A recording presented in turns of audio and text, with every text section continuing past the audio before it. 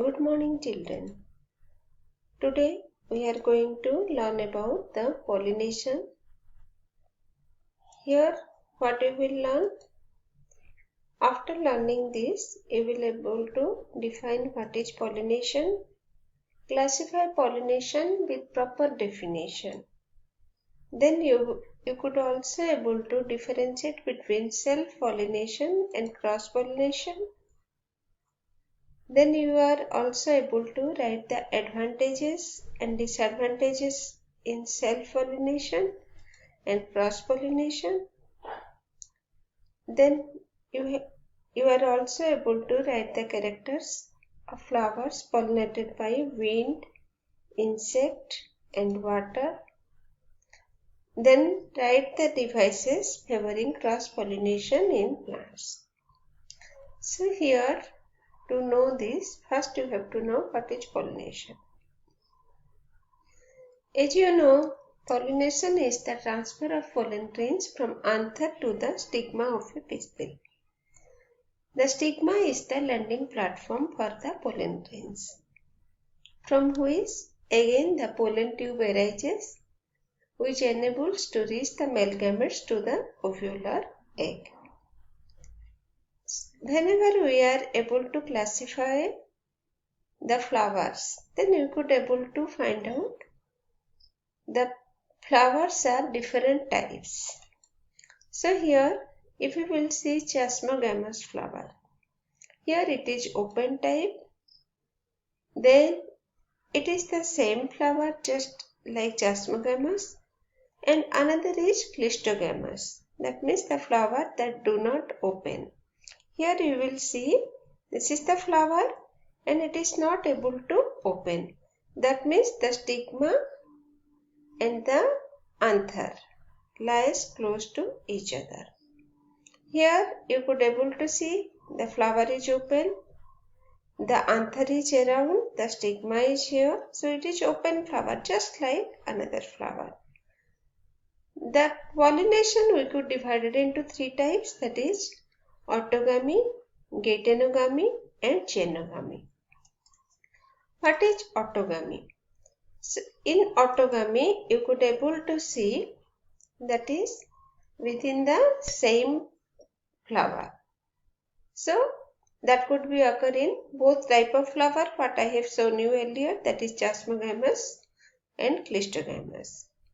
Then if you will come to gaenogamy, then transfer of pollen grains to the stigma of another flower on a different plant of the same species. So here you could able to see this is one plant, this is another plant, but both are of same species, and the pollen grains could transfer from flower of one plant to the stigma of another plant. Then here you could gaetenogamy. Gaetenogamy, here you could able to understand, we will take a combined picture where it is clearly differentiated. It refers to the transfer of pollen grains from the anthers of a flower to the stigma of another flower of the same plant. That means no genetic variation. Here if you will observe this picture clearly, then you could able to notice it. See here, this is the agent. As we have discussed, the male and female gametes in case of angiospermic flower, both are non-motile. So to ensure pollination, they need some agent, and these agents are divided into biotic and abiotic. Under abiotic it will come wind and water, and under biotic it will come animals, your insects and animals. So here if you will see the pollination in this picture, you could able to see, first thing you see this is one plant and this is another plant. So from one plant the pollen grains transfer from one plant to another through this agent. So what type of pollination? Cross pollination, and it clearly defines that it is gaenogamy, and here it results variation. And if we will consider this here, that is self-pollination autogamy. Here this is the chasmogamous flower, that means the flower is open. The agent is able to, the insect is able to transfer the pollen grains to the stigma. So here, but within the same flower. So it is autogamy. And here what happens, this is the same plant, but the insect is able to transfer the pollen grains from one flower to another flower of the same plant. So it is, if you will consider gaetenogamy looks like your genogamy, it looks like the cross pollination, but actually it is the self pollination because it does not bring any genetic variation. Then you have to learn about the agents of pollination. If you will consider the agents, I have already told you that is abiotic and biotic. So let's consider the first, that is wind pollination. In wind pollination, this is for every type of pollination there is specific characteristics. What type of flower could bring this type of pollination? So here if you will consider, then it is the most common form of abiotic pollination. Plants possess well-exposed stamens and large feathery stigma to easily trap airborne pollens. When the pollens are here, see the stamens are there. When they are transferred, so this well-exposed stigma should be there so that it could be able to capture, trap the airborne pollens. Then pollen should be light and non-sticky to be carried easily by winds. If the pollen will be sticky, then it will not be able to carried by the wind, and here it should be light so that easily it will be transferred by wind. Wind pollinated flowers often have single ovule in the ovary and numerous flowers packed in an inflorescence in the form of inflorescence. Example, this is corn cob. Then here you come to water pollination. In water pollination, it is the rare type and limited to about 30 genera, produce large number of pollens, mostly protected from wetting. So if the pollens will not be protected, then it will be destroyed. So a mucilaginous covering is there which protect the pollen grains from the wetting. Okay. Then the stigma are large and feathery to catch the pollens. You could able to see that. So the pollen could be caught by the stigma. And here the male flower after maturation detach from the plant and float above the water surface. And the female flower, the stalks are usually very long to project the stigmas above the water surface. Example, Hydrilla, Vallisneria, Zostera.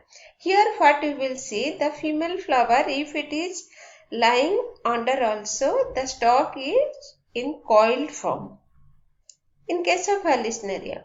So when it is released, the pollen grains are released to the surface of the water, then the stigma uncoil the stalk and reach to the surface of the water to catch the pollen grain, and after that again it comes in the coil form and come to the level of the water.